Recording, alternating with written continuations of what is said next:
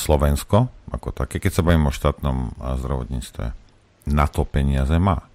To nie je, že, ja som to už povedal, Iskra, my nie sme chudobná krajina, ktorá ledva, no túto doktorko, za 30 eur môžeš makať, lebo viete, my nemáme, my sme chudobná zaostalá krajina. Nie sme. Tie peniaze nedostávajú, lebo im ich nechcú dať. Áno. Rozumiete? A dajú ich nejaké firmičky tam v Trnave, alebo 24 miliónov nejakým kamarátom, alebo neviem čo. No dobre, ale tak potom treba sa na to takto pozerať. Tak ľudia, rozumiete, teraz on sa tam sťažuje, že proste ten lekár, ja neviem, bude ospalý, alebo kašle na to, alebo čo, za 72, ja by som kašľal na to, ja vám to vravím na rovinu. Hej.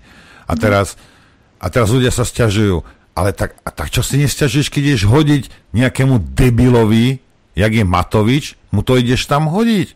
A on sa čuduješ. A on sa čuduje, že ti zomrela dcéra, alebo matka. Sa čudujete.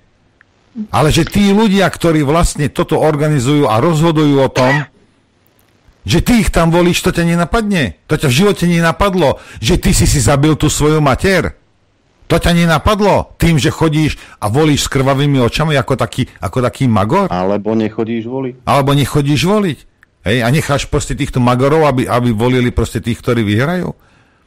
A vy sa čudujete potom, že však ale vy si to spôsobujete sami. A že ti to nedochádza v tej dutej hlave, mne je to jedno. Ale fakt je taký. Veď tie peniaze sú. Veď ty volíš toho človeka, ktorý o tom rozhoduje a ten rozhodne. Nie. Pediater, 80-ročný, však ešte môžeš makať. Hej? Takýchto ľudí si tam navolíš a potom sa čuduješ, že ti umierajú príbuzní. No tak sa čuduj. Sťažujú si, poplač si, hej, spravte tam, daj tam nejaký krížik a nejaké sviečočky zapál, hej, lebo to pomôže tomu človeku. Miesto toho, aby si rozmýšľal chladnokrvne, keď ideš voliť.